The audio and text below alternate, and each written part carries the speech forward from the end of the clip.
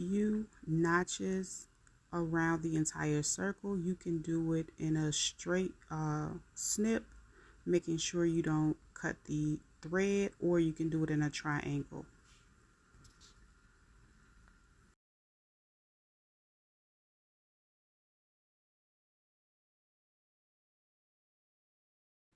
Once you finish doing that, you can go ahead and turn it inside or right side out, because it's already inside out. So yeah, you can turn the right side out, and as you can see, it's showing both sides, the satin part and the cotton fabric.